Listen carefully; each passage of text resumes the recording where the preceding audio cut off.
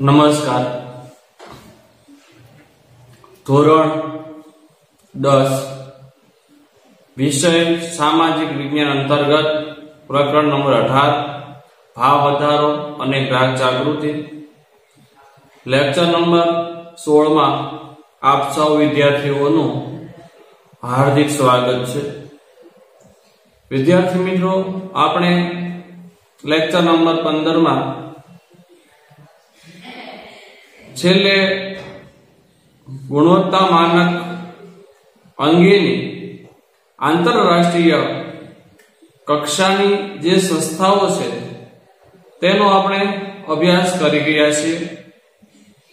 આજે આપણે અભ્યાસ કરવાના છીએ કે ફરિયાદ કોણ દાખલ કરી શકે અને ક્યાં દાખલ કરી શકે અને ક્યારે દાખલ કરી શકે છે, શા માટે દાખલ કરે છે, અને ત્યાર પછીનો એક મુદ્દો આપણે જોવાના છે, ફરિયાદ કેવી રીતે કરવી. બરાબર, કેવી રીતે કરવી, એના માટેના એના માટે કઈ કાળજી લેવી પડે, શું કરવું પડે ફરિયાદ દાખલ કરવા માટે. તો આવા સરસ મજાના જે બે મુદ્દાઓ છે એ મુદ્દાઓનો આપણે અભ્યાસ કરવાના છીએ.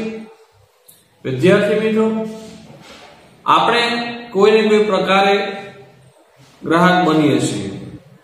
કોઈ વાર આપણું શોષણ થયું હોય, આપણી સાથે કોઈ છેતરપિંડી થયું, આપણે છેતરાયા હોય, તો એના માટે જે ફરિયાદ છે ક્યાં કરવી, કેવી રીતે કરવી, તો આવો એના વિશે આપણે સમજૂતી મેળવીએ. ભવિષ્યમાં તમારા માટે આ મુદ્દાઓ છે જેનો આપણે અભ્યાસ કરવાના છીએ એ તમારા માટે પણ ઉપયોગી થઈ પડે એવા મુદ્દાઓ છે.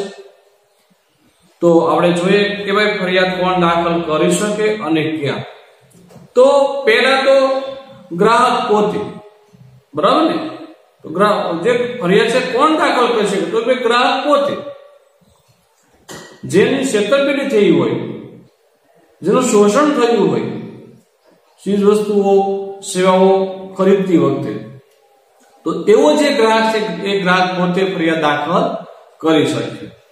ત્યાર પછી કેન્દ્ર, પછી રાજ્ય સરકાર અથવા કેન્દ્ર શાસિત પ્રદેશની સરકાર, તો એ પણ જે ફરિયાદ છે દાખલ કરી શકે છે. તો ખાસ કરીને આપણે વાત કરીએ કે ભાઈ કેન્દ્ર સરકાર છે, રાજ્ય સરકાર છે અને કેન્દ્ર શાસિત જે પ્રદેશોની જે સરકાર છે એ પણ ફરિયાદ છે એ દાખલ કરી શકે છે. ત્યાર પછી ગ્રાહક મંડળ, કે જે કંપની કાયદા કે અન્ય પ્રવર્તમાન કાયદા હેઠળ નોંધાયેલ હોય તે. તો કે ભાઈ કોઈ ગ્રાહક મંડળ છે, ગ્રાહક મંડળ દ્વારા પણ જે ફરિયાદ છે એ દાખલ કરવામાં આવે છે. કે પછી જે કંપની કાયદા કે અન્ય પ્રવર્તમાન જે કાયદા છે એ કાયદા હેઠળ નોંધાયેલ હોય, કોઈ કંપની છે કે ગ્રાહક સુરક્ષા જે મંડળ છે જે કોઈ કાયદાની હેઠળ નોંધાયેલા હોય, બરોબર, તો એના દ્વારા પણ ફરિયાદ છે દાખલ થઈ શકે છે. ત્યાર પછી આપણે જોઈએ તો ભાઈ એક કે તેથી વધુ ગ્રાહકો વતી, એક કે એક કરતા વધારે જે ગ્રાહકો હોય એ ગ્રાહકો વતી કોઈ એવો પ્રતિનિધિ છે, તો પ્રતિનિધિત્વ સ્વરૂપે કોઈ ગ્રાહક કે જેમાં બધા ગ્રાહકોનું સમાન હિત હોય તે પણ ફરિયાદ છે દાખલ કરી શકે છે. તો કે ભાઈ આપણે વાત કરીએ કે ભાઈ એક કે તેથી વધુ જે ગ્રાહક હોય એના વતી કોઈ એવા પ્રતિનિધિ સ્વરૂપે તમામ જે ગ્રાહકો છે બધાના હિતને ધ્યાનમાં લઈને એ પ્રતિનિધિ પોતે પણ જે છે એ તમામ ગ્રાહકો વતી જે ફરિયાદ છે એ દાખલ કરી શકે છે. અથવા આપણે કહેવું તો કોઈ માલ, ચીજ વસ્તુ કે સેવા ખરીદનારની સહમતિથી ઉપયોગ કરનાર કુટુંબનો કોઈ સભ્ય માલ કે સેવામાં તૂટ કે ખામી બદલ થયેલ નુકસાન સામે ફરિયાદ કરી શકે છે. તો કે ભાઈ કોઈ કુટુંબનો જે સભ્ય છે કે જે ચીજ વસ્તુ કે સેવાનો ઉપયોગ કરવામાં સામેલ છે, એ પણ એનો ઉપયોગ કરે છે, તો એવો કુટુંબનો કોઈ સભ્ય પણ જે છે એ માલ કે સેવામાં કોઈ તૂટ કે ખામી બદલ થયેલ જે નુકસાન છે નુકસાન સામે ફરિયાદ કરી શકે છે. તો ભાઈ આવા પ્રકારના જે ગ્રાહકો છે, જે કે મંડળો છે, જે કે કંપનીઓ છે, જે સરકાર છે એ ફરિયાદ કરી શકે છે. પણ ફરિયાદ ક્યાં કરવી, બરાબર ને, એનો આપણે પરિચય મેળવીએ. ક્યાં કરવી જોઈએ? ફરિયાદ તો આપણે કરવી છે, પણ કઈ જગ્યાએ કરવાની, તો તેના વિશે આપણે માહિતી મેળવી લઈએ, બરાબર ને. તો જો ઉત્પાદક કે વિક્રેતા, ઉત્પાદક એટલે કોઈ પણ ચીજ વસ્તુ કે સેવાનું ઉત્પાદન કરનાર જે વ્યક્તિ છે તેને આપણે ઉત્પાદક કહેવાય. ખેડૂત છે તો ખેડૂત એક ઉત્પાદક જ છે, બરાબર ને. કપાસનું ઉત્પાદન કરે છે, મગફળીનું ઉત્પાદન કરે છે, ઘણી બધી ચીજ વસ્તુઓની જે છે ઉત્પાદન ખેતીમાંથી, કૃષિમાંથી કરે છે, તો એ પણ એક ઉત્પાદક છે. કોઈ ઉદ્યોગકાર છે એ પણ કોઈને કોઈ ચીજ વસ્તુનું ઉત્પાદન કરે છે, તો એ પણ ઉત્પાદક કહેવાય. ઉત્પાદક કે પછી વિક્રેતા, વિક્રેતા એટલે વેચનાર, જે વેચે છે ચીજ વસ્તુઓ, તો એ વિક્રેતા ગ્રાહકની સાચી, યોગ્ય અને સ્પષ્ટ ફરિયાદનું કોઈ નિરાકરણ માટે પહેલ ન બતાવે કે તૈયારી ન બતાવે ત્યારે ભોગ બનનાર ગ્રાહક કે તેના કુટુંબના સભ્ય દ્વારા સ્થાનિક જે જિલ્લા ફોરમ હોય, તમામ જિલ્લાઓની, મોટાભાગના જિલ્લાઓની અંદર જિલ્લા ફોરમ આવેલું હોય છે, તો જિલ્લા ફોરમ છે, ત્યાર પછી રાજ્ય કમિશન છે, અને રાષ્ટ્રીય જે કમિશન છે, કમિશનમાં કેસ કરીને, ફરિયાદ દાખલ કરીને સ્થાનિક પુરવઠા કચેરી, ત્યાર પછી તોલમાપ વિજ્ઞાન અને ગ્રાહક કચેરી છે, ગ્રાહક મંડળો છે, કલેક્ટર કચેરીમાં ફરિયાદ કરી શકે છે. તો યાદ રાખો વિદ્યાર્થી મિત્રો, ક્યાં ક્યાં ફરિયાદ કરી શકે છે, બરાબર ને, કોણ કરી શકે છે? તો ભાઈ જો કોઈ ઉત્પાદક કે કોઈ વિક્રેતા ગ્રાહકની સાચી, યોગ્ય અને સ્પષ્ટ ફરિયાદનું કોઈ નિરાકરણ માટે પહેલ ન બતાવે. પહેલા તો ખરેખર એને જે ઉત્પાદક હોય, જે વિક્રેતા હોય, એને પહેલ બતાવવી જોઈએ, એની શરૂઆત કરવી જોઈએ, બરાબર ને. તો જો એ પહેલ ન બતાવે તો તેનો જે ભોગ બનનાર જે ગ્રાહક છે કે પછી તેના કુટુંબનો કોઈ સભ્ય છે, સભ્ય દ્વારા સ્થાનિક જે જિલ્લા ફોરમ હોય, પછી રાજ્ય કમિશન છે, રાષ્ટ્રીય કમિશન છે, ગ્રાહક સુરક્ષા મંડળો છે, ત્યાર પછી સ્થાનિક પુરવઠા કચેરી છે, તોલમાપ વિજ્ઞાન અને ગ્રાહક કચેરી છે, કલેક્ટર કચેરીમાં જે ફરિયાદ છે કરી શકે છે. તો મિત્રો આવી ઘણી બધી જગ્યાએ, ઘણા બધા સ્થળોએ કોઈ પણ જે ગ્રાહક છે એ ફરિયાદ છે કરી શકે છે. હવે ફરિયાદ શા માટે એને કરવી જોઈએ, બરાબર ને, તો તેની આપણે માહિતી મળે કે ફરિયાદ શા માટે કરવી જોઈએ. તો જ્યારે કોઈ માલ કે સેવાની આપણે ખરીદી કરી હોય, એમાં કોઈ ત્રુટિ હોય, કોઈ ખામી જણાય ત્યારે, અથવા જે કઈ કરાર હેઠળ કોઈ કરાર કર્યો હોય કે ભાઈ 6 મહિનાની ગેરંટી આપેલી હોય, 6 મહિનાની વોરંટી આપેલી હોય, તો આ કરાર એક પ્રકારનો કરાર જ કહેવાય છે ભાઈ, પણ આપને ખાતરી આપે.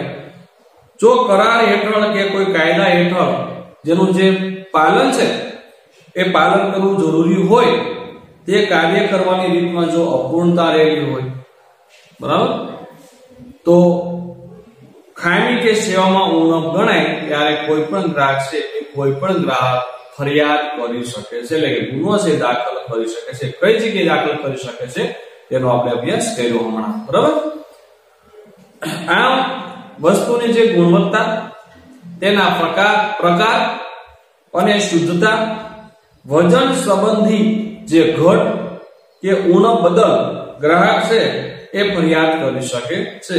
કે ભાઈ વસ્તુની યોગ્ય ગુણવત્તા ન હોય, આપણે જે ચીજ વસ્તુઓ કે સેવાઓ ખરીદી છે પણ યોગ્ય ગુણવત્તા ન હોય, ત્યાર પછી એના જે કોઈ પ્રકાર જે હોય, પ્રકારમાં કોઈ ફેરફાર હોય, અને શુદ્ધતા અશુદ્ધ હોય, શુદ્ધતા ન હોય, વજન સંબંધી ઘટ હોય, જે વજન હોય એ વજન પ્રમાણે આપણને એ પ્રાપ્ત ન થઈ હોય, કોઈ ચીજ વસ્તુઓ છે વજનમાં ઘટ હોય, આપણે 5 કિલાની ખરીદી કરવી હોય, પછી આપણે ઘરે આવીને વજન કરીએ તો 5 કિલા ખરેખર વજન થતું ન હોય, તો વજન સંબંધી કોઈ ઘટ હોય, બરાબર ને, વજનમાં ઘટાડો હોય કે પછી કોઈ ઉણપ, કોઈ ખામી હોય, ત્યારે કોઈ પણ જે ગ્રાહક છે ફરિયાદ કરી શકે છે.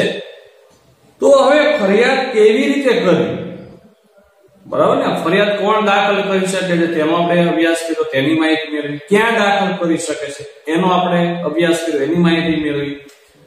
શા માટે કરી શકે છે, બરાબર ને, ક્યારે કરી શકે છે, તો તેનો અભ્યાસ આપણે કર્યો. હવે આપણે જોઈએ કે ફરિયાદ કેવી રીતે કરવી, બરાબર ને.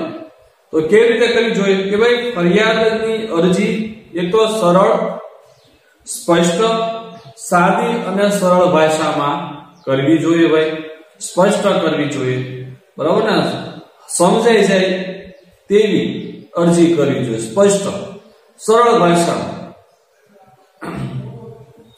પછી ટાઈપ કરીને કે હસ્તાક્ષરમાં કે ઈમેલ થી પણ થઈ શકે છે ફરિયાદ.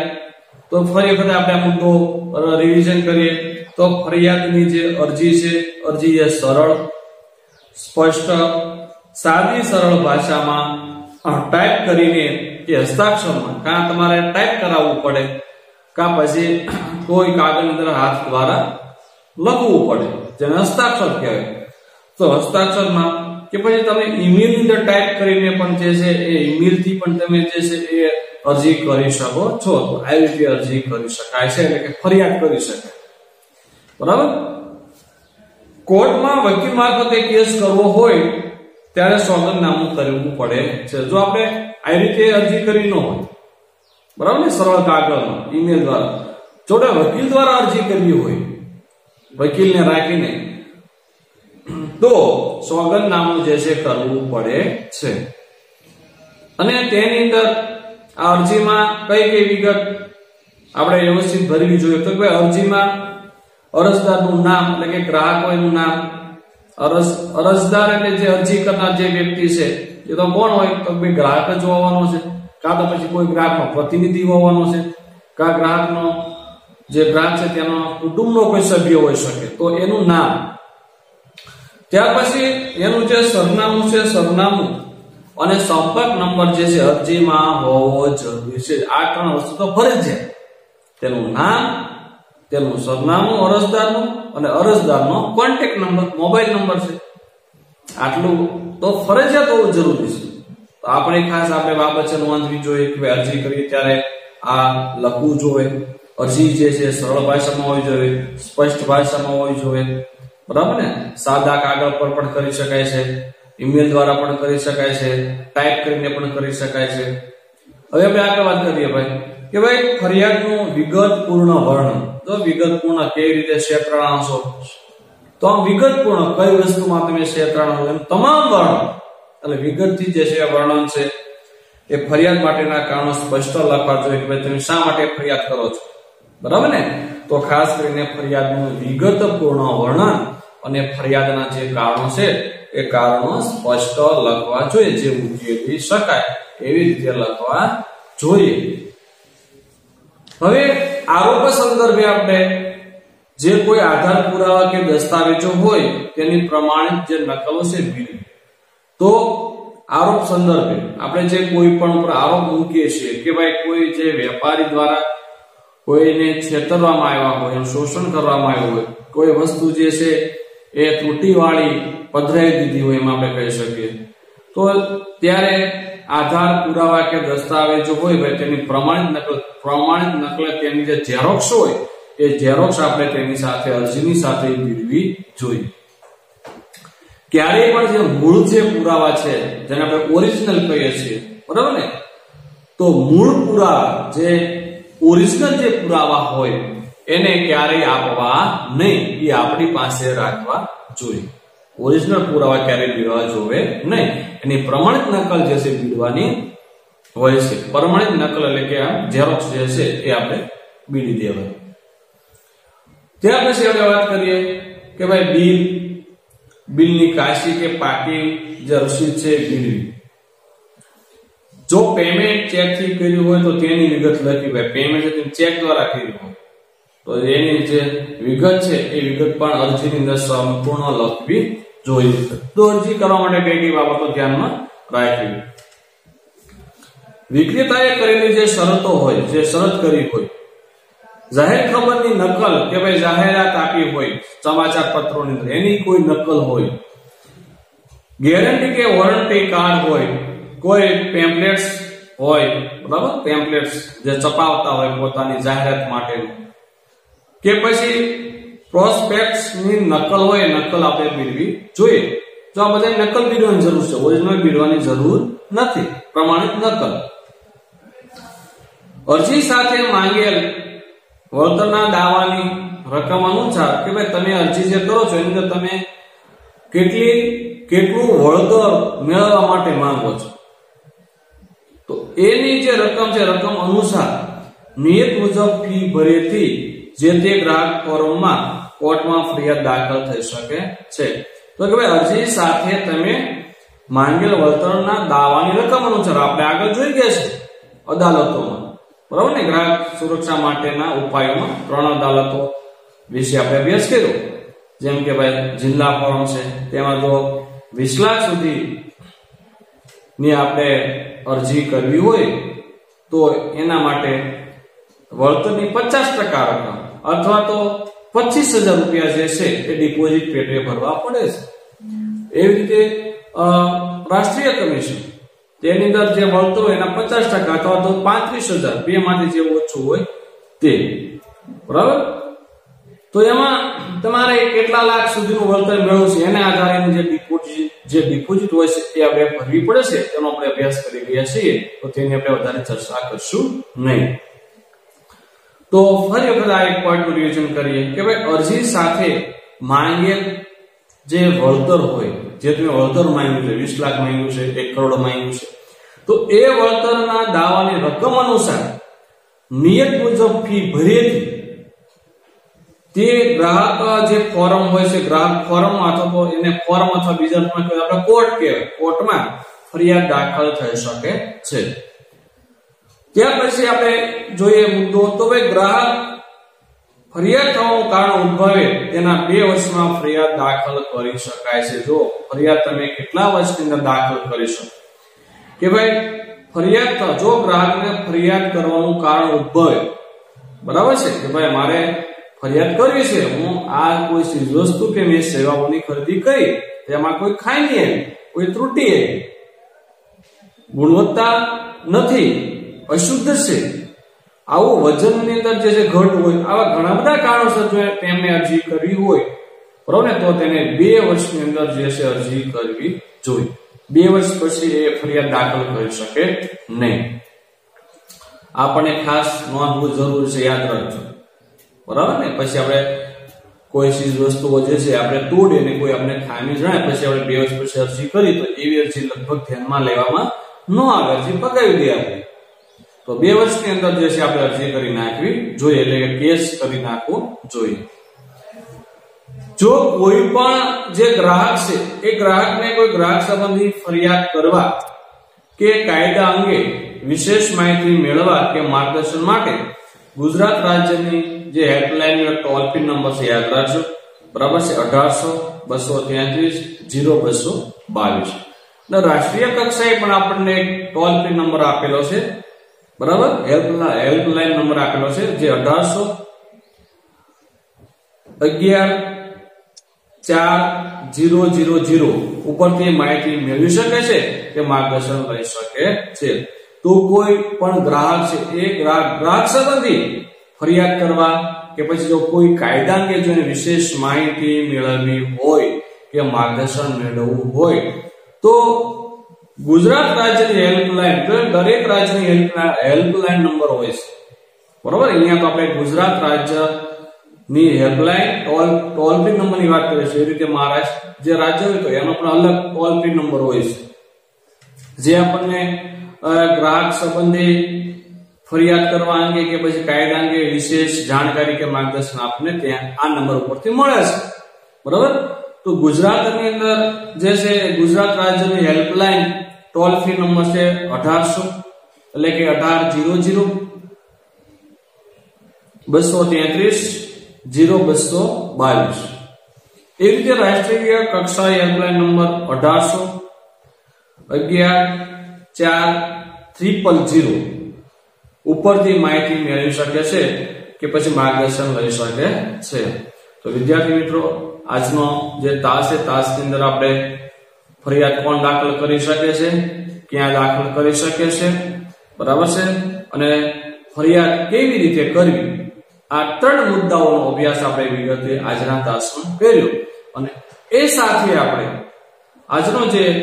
આજના મુદ્દા સાથે આપણો જે 18મું જે પ્રકરણ છે આપણે અહીંયા પૂર્ણ કરીએ છીએ, બરાબર છે। તો આ તાસ સાથે આપણું પ્રકરણ પણ પૂરું થાય છે। તો આપ સૌ વિદ્યાર્થીઓએ આગળના બધા વિડિયો લેક્ચર જોઈ નાખ્યા છે, તો આ વિડિયો લેક્ચર પણ વ્યવસ્થિત તમે જોઈ લેજો અને પાઠ્યપુસ્તકની અંદર જે કઈ મુદ્દાઓ આપેલા છે તેનું પણ વાંચન રાખજો। જો ન સમજાય તો તમે પાઠ્યપુસ્તકમાંથી વિશેષ માહિતી તમે મેળવી શકો છો, બરાબર। તો અહીં આપણે આ તાસ અહીંયા પૂર્ણ કરીએ। અસ્તુ, જય હિન્દ, જય ભારત।